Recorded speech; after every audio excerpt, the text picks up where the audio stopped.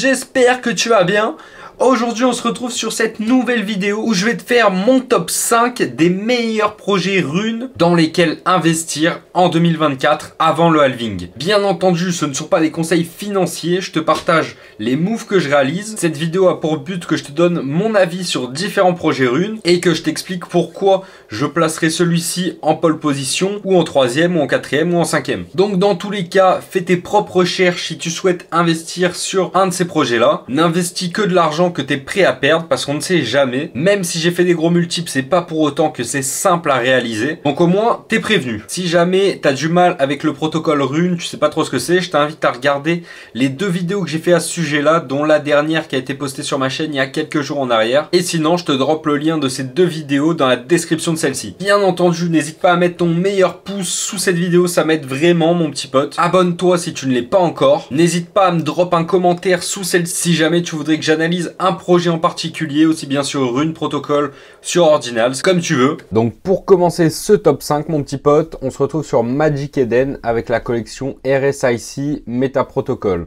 Donc si tu connais pas, ils ont launch cette collection totalement gratuitement à base d'airdrop. C'était, si je me trompe pas, vers le 20-22 janvier 2024 du coup. On peut voir en tout cas l'historique jusqu'à cette date-là sur Magic Eden avec un floor price qui était peut-être au plus haut à peu près le double actuellement. Ouais, c'est à peu près ça, 0,12, 0,13 pour un 0,065 actuellement. Donc on est quand même à un prix plancher de 4000 $. Inscription récursive, on-chain bien sûr, hein, c'est sur BTC. Il y a une donnée qui est très intéressante, c'est le volume total généré qui est vraiment huge. J'ai pas précisé, mais le nom RSIC, ça évoque en fait les ASICs mineurs. Et en gros, ce projet, c'est une façon gamifiée de faire une campagne pour les holders afin qu'ils puissent miner les futurs tokens runes qui seront distribués après le halving. Il faut quand même savoir que le market cap RSIC est monté un peu plus haut que 130 millions de $, ce qui est vraiment pas dégueu. On peut se rendre aussi sur leur Twitter où, tu vois, ils avaient tweeté le 14 mars que RSIC a fait le premier move il y a 2 mois, en janvier, oui c'était ça, où ils ont distribué 21 000 inscriptions gratuitement à la communauté Ordinals. Bon, malheureusement, moi j'ai pas été éligible à celui-ci, mais forcément, je dois avouer qu'ils ont fait un bon petit coup. En plus de ça, par la suite, ils ont sorti le RSIC Boost. Je sais plus s'il est toujours par là. Oui, du coup, voilà la collection Boost. De ce que j'ai compris, en la couplant à ton RSIC de base, ça va te permettre de générer plus de tokens minés, donc tu auras une allocation plus grosse après le halving. Pourquoi je mets RSIC en 5e position? Parce qu'ils ont suivi les codes Ordinals qui sont les plus recherchés et les plus mis en avant, c'est-à-dire l'airdrop free pour les holders de certains projets OGs. Et la preuve, malgré que ce soit un airdrop, on a quand même un floor price à 4100 $, alors que le floor price est quand même divisé par 2 de son plus haut. Bon, je t'ai dit que ce serait un top 5, mais c'est vrai qu'il y avait un autre projet que j'étais obligé de placer en 5e position pour moi à égalité avec RSIC, c'est The Rune Guardians. Donc pareil, airdrop qui était gratuit pour les holders de certains projets. Ici, on a une différence, c'est qu'il y a des boosts, donc des boosts qui veulent dire que tu auras plus ou moins de tokens selon la rareté de celui que tu as eu ou que tu as acheté sur le secondaire. Mais on a un prix plancher à 500 $. Cette collection avait été airdroppée début février 2024. On peut retrouver sa courbe ici. Je peux voir qu'il y avait eu un pic direct jusqu'à 0,0239. Un gros pic s'était créé directement après le launch à 0,0239. Puis maintenant, tu vois qu'on est bien descendu. On a eu des phases de consolidation plus ou moins. Et puis là, on stagne à peu près à 500 $. Malgré tout, c'est un prix qui se tient quand même pour un airdrop gratuitement, encore une fois. Et ici, c'est donc la 2e collection qu'ils ont lancée. Cette fois, elle n'était pas gratuite. Donc, moi, j'avais une whitelist pour à peu près 180 $. J'ai minté. Pour l'instant, je suis un peu perplexe par rapport à celle-ci. Je connais pas trop leur utilité. Bah, j'imagine qu'ils vont miner vu qu'il y a marqué miners. Mais bon, là, c'est pas un airdrop. C'est quand même payant. Supply de 10 000 pour peut-être 150 $ par item. Ce qui nous fait quand même 1 500 000 $ de levée. Est-ce que leur airdrop leur avait coûté plus cher à l'époque? Je suis pas sûr. Donc on peut se demander si c'est pas un cash grab. Mais dans tous les cas, leur première intention était bonne. La collection mère reste assez stable, comme celle-ci d'ailleurs pour le moment. Donc c'est pour ça que je reste quand même assez bullish sur Rune Guardians, que tu peux retrouver sur Twitter. En quatrième position, je vais placer Wizard, donc de la collection Bitcoin Wizard. Comme tu peux voir, on a un floor price à 18 000. Ça n'a pas toujours été le cas, comme je vais te le montrer via l'activité sur Magic Eden. Tu peux voir le pic qui vient d'arriver il y a quelques jours seulement. On avait déjà eu un ATH à l'époque, peut-être vers les 0,1. Là, on est à 0,08. Je suis pas sûr que c'était beaucoup plus haut. Non, tu vois, on a toujours été en dessous des 0,1. Et là, un gros pic, mon pote, depuis le 8 avril. Là, on est le 14 quand je tourne cette vidéo. Donc, je vais essayer de t'expliquer pourquoi il y a eu ce pic et pourquoi les gens sont de plus en plus bullish sur Bitcoin Wizard. Déjà, on peut se rendre sur le Twitter de Mavensbot. Il faut savoir que Mavensbot, c'est le créateur original de la première collection du premier meme coin Magic Internet Money. Donc cette image, comme tu peux la voir, voilà, assez simpliste on va dire, fait sur Paint. Mais celle-ci a été créée comme on peut le voir ici, je crois que ça a été retweeté, oui voilà, en 2013 mon gars, 2013, je sais pas si tu te rends compte, c'est genre 5 ans après la création de BTC quoi. Et de base, donc tu as bien compris, c'était un meme coin lié à Reddit aussi, puisque le R Bitcoin c'est donc pour trouver comme les hashtags. Et du coup, il a aussi inscrit la collection Bitcoin Wizard sur BTC, en levant à l'époque, je crois que c'était 150 000 $, avec l'aide d'Udi aussi. Donc Udi, si tu connais pas, c'est entre guillemets le mentor de Lucky, cofondateur BTC Machine, parce que sans lui, Lucky ne se serait pas intéressé à Ordinals, ou peut-être plus tard. Donc Udi, pareil, c'est un des plus gros OG sur BTC et sur Ordinals notamment. Et tu peux voir qu'il était bien présent 2 février 2023, et il annonçait qu'il venait juste de miner le bloc le plus large et qui en faisait du coup la transaction la plus large de toute l'histoire de Bitcoin. Voilà, après, faut pas descendre trop bas parce que sinon, je tombe sur des trucs un peu chelous. Mais voilà, au moins, tu as compris un petit peu tout ce qui se passe derrière Wizard. C'est vraiment un mouvement de fou. Même, tu peux voir si on va sur mon profil, je l'avais posté lors de la soirée qu'on avait faite justement à Amsterdam, Bitcoin Wizard. Tu peux d'ailleurs voir ici, quand on était à la soirée Taproot Wizard, j'avais le petit chapeau de magicien que j'ai d'ailleurs toujours chez moi. Donc c'est un mouvement vraiment big et tu peux chercher sur Twitter Taproot Shower, Wizard Shower, pardon. Et tu trouveras pas mal de mecs qui étaient déguisés en magiciens et qui ont pris une douche froide ou chaude pour certains. Mais bref, du coup, ça englobe vraiment beaucoup de personnes. Il y a du monde qui se reconnaît dans cette collection. Et ils ont annoncé il y a quelques jours que le token WZRD allait être bridge, entre guillemets, vers des runes tokens. Donc, maintenant, je peux te montrer ce fameux token que je pose en 4e position. C'est le WZRD. Donc, moi, je suis totalement transparent avec toi. Même, je l'ai montré sur Instagram quand je l'ai fait. Tu pourras aussi d'ailleurs suivre ces calls si ça t'intéresse par la suite, via ma collection Ordinals que je vais lancer très bientôt. Et si tu es détenteur d'un de ces ordinaux, tu pourras du coup avoir accès à tous mes calls, tous les alphas que j'ai un petit peu en avance de la masse et qui me permettent de générer pas mal de cash en général. Comme tu peux voir ici du coup, sur le WZRD, donc il me reste 1000 tokens en tout, parce que j'en avais acheté 1200 comme je vais te montrer ici dans My Orders. Donc j'ai acheté le 7 avril pour 617 $. 1200 tokens de WZRD à 51 cents. Aujourd'hui, comme tu peux le voir, bon là il y a eu un bug, faut pas regarder ces 2 transactions vu qu'il s'est rien passé en fait. Mais ici ce matin du coup, donc le 14, 7 jours après, j'ai revendu 200 tokens pour la modique somme de 5,12 $ pour 1000 $. Donc tu as capté que j'ai fait un move plutôt sympa. Surtout que maintenant il me reste encore 1000 tokens potentiellement to the moon ou to zéro, c'est pas grave, dans tous les cas j'ai pris quelques bénéfices. J'ai assuré mes arrières, c'est le principal. En 3e position, je vais placer Runix. Donc comme tu peux voir, ici c'est leur première collection qui est Runix Unnamed Grails.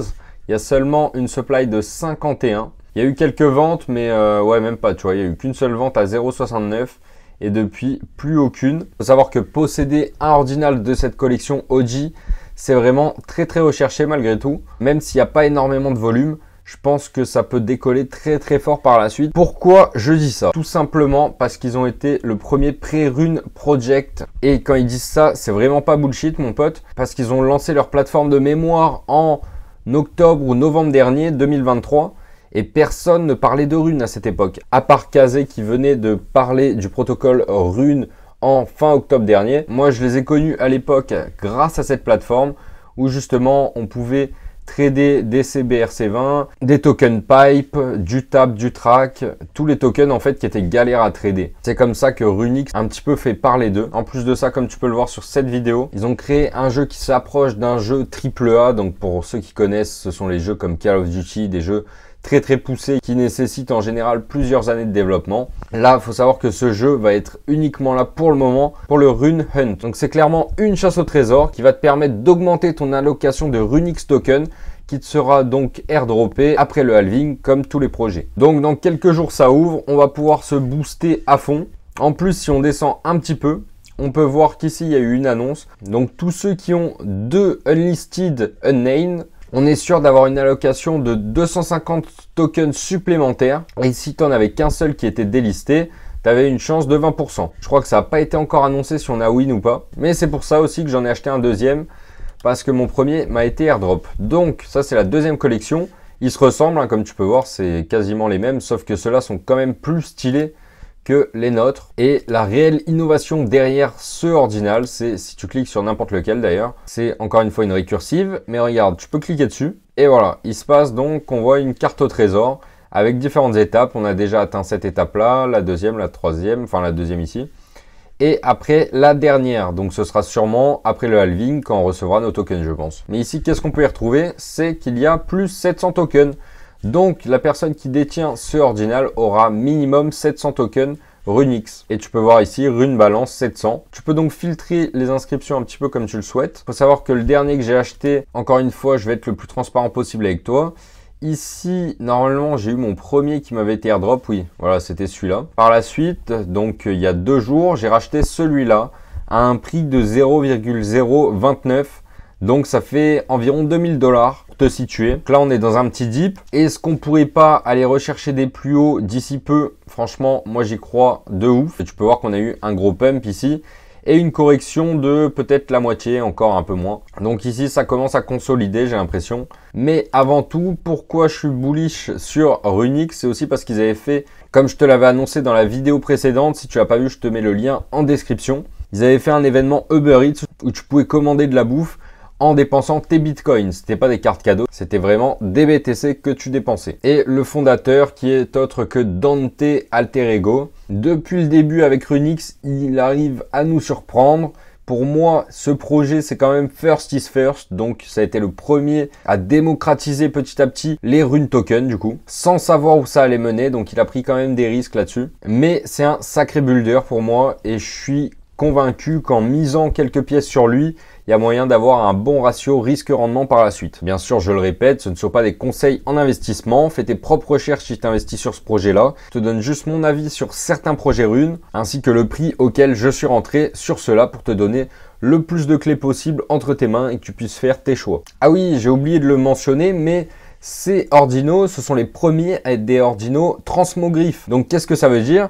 C'est qu'on peut updater des ordinals en temps réel. Comme tu as pu le voir sur un screen que j'ai montré tout à l'heure, au lieu d'avoir les petits nuages en fond de cet alien, il y avait une bombe qui était en train de tomber, il y avait marqué 24 heures, c'était pour l'événement du coup où il en fallait 2 pour avoir des tokens supplémentaires. Et ça, c'est pas un montage ou quoi que ce soit en fait, c'est que les développeurs peuvent tout simplement actualiser le ordinal en question, ou tous à la fois. Donc on peut très bien imaginer par la suite pouvoir peut-être dépenser nos tokens Rune pour rajouter ou enlever une chaîne en or et mettre par exemple un autre fond derrière ou rajouter un petit item. Ça pourrait devenir quelque chose d'assez personnalisable et il peut y avoir vraiment un gros business à créer sur cette technologie-là. Donc voilà toutes les raisons pourquoi je suis super bullish sur ce projet. Bon bah top 2, hein, tu connais Runestone, je vais pas te faire un dessin, j'en ai assez parlé dans mes dernières vidéos. Donc si jamais tu connais pas, je t'invite à regarder mes 2 dernières vidéos postées sur ma chaîne YouTube. Tu as aussi le lien dans la description de celle-ci. Airdroppé par Leonidas à tous ceux qui avaient minimum 3 inscriptions dans leur wallet. Collection top 2 mondialement connue qui a dépassé les bored ape en termes de market cap. De mémoire, on est à peine à 1 x 2 de market cap pour atteindre et dépasser les CryptoPunks.